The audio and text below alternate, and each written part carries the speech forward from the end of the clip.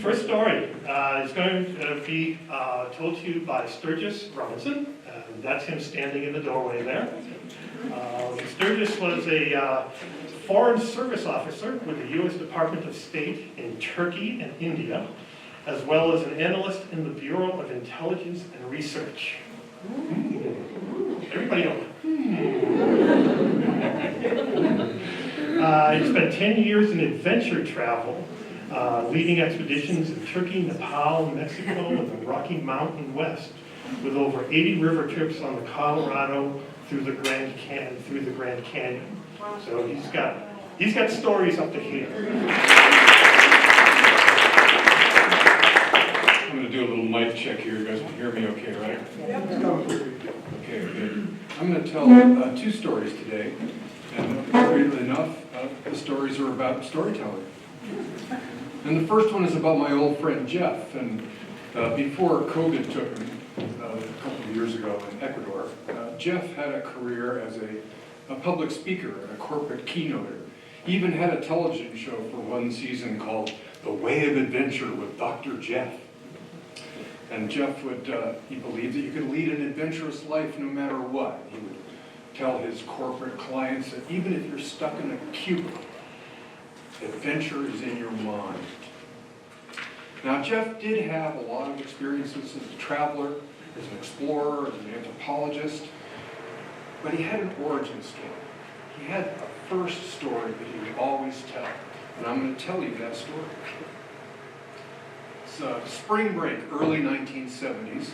Jeff and a few of his cronies wanted to climb a major peak in South America or Canada, depending on which version of the story you hear. But their plans fell through, possibly everybody sobered up. In any case, Jeff was driving into LA in a fog of disappointment, and he came up with a great alternative plan. He would go to Disneyland, and he would climb the giant pile of paper mache and scaffolding painted up to look like an alpine peak called the Matterhorn. So he bought himself a ticket and he went into Disneyland, and he discovered that the barriers that the Disney company had erected between employee and guest and fantasy and reality were just too insurmountable. He couldn't get to the actual base of the Matterhorn. So he thought about it, and he thought, I have another plan. And he hid himself away in an old concession stand until the park closed. And then when it was dark, he emerged from the plane, and it was him and Disneyland. Nowadays, of course, Disneyland is crawling with armed guards, attack dogs, motion sensors, and drones.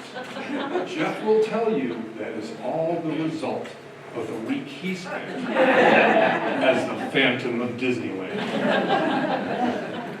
Jeff first came to the attention of the authorities in Adventureland.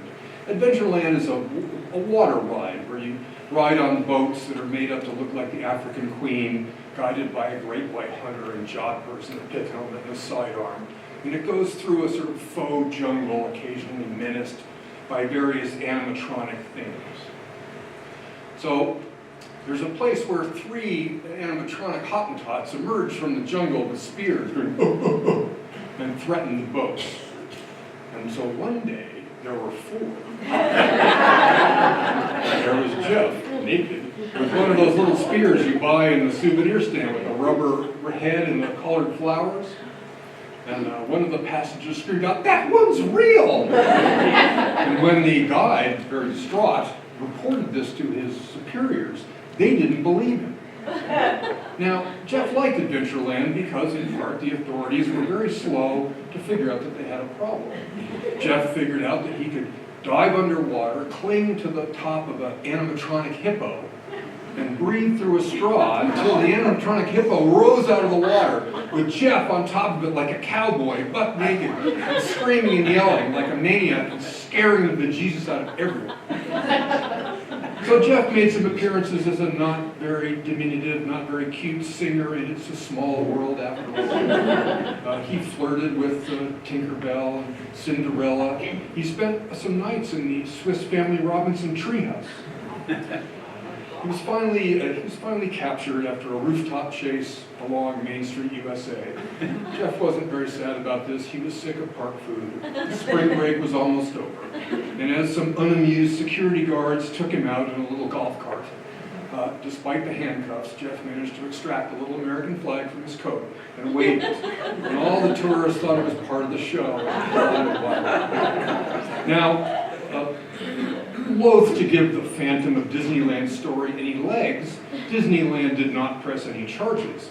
But Jeff is banned from any Disney property worldwide in perpetuity. So that's Jeff's origin story.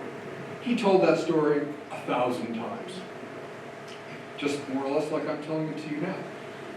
One day, 2 years before his death, at the Jersey Lily, Jeff and I got really drunk. And he told me he made the whole thing up. Never happened. Phantom of Disneyland. And I got to thinking, that's, it's a great story and everything, but it's a lie, right?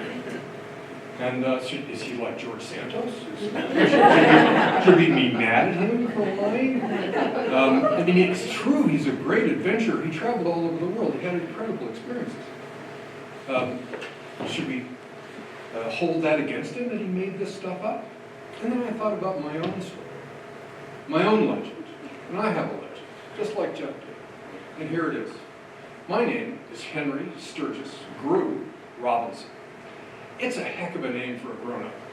But let me tell you, in middle school, the best that can be said is that it built character. And I had a terrible nickname, and you guys are probably the right age group. I'll give you a hint as to what my nickname was. Larry, Moe, and Curly. So the first girl I ever kissed, after our lips parted, her eyelids fluttered and she heaved a bosomy sigh and she said, "Oh, Stooge." But that's a true story.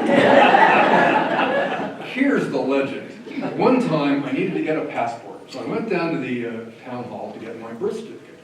And the birth certificate said Henry Sturgis Robinson. And I'd always been called Sturgis. And I had no idea, Henry, what's this? So I went to my mother and I said, "Mom, what's this Henry?" Actually, I called my mother, because I'm from New England and that's what we do. So, "Mother, what's this Henry stuff?" And she said, "Well, dear," actually she called me Sturge, dear. When you were born, it was clear that you were going to be the last of our children, and your father had named your siblings, and I wanted to name you after my beloved and soon-to-be dead father, my grandfather. But unfortunately, my dad really hated not only his father-in-law, but the entirety of my mother's tribe, who he felt had condescended to him as a social, not a social equal during his courtship and marriage to my mother. So they had what in New England we call a spat, which is to say there were probably several weeks of icy stares and icy silences, but eventually they came to a nice phlegmatic Episcopalian compromise. And that would be that I would be named Henry Sturgis Robinson, but I would never be called Henry. Now, in my father's defense, I have never heard anyone other than my mother say anything nice about my grandfather, who was, by all reports, a misanthropic, alcoholic, ne'er-do-well son of a bitch. But anyway, there it was. I've told that story 1,000 times. People always say, "Where did you get a name like Sturgis?"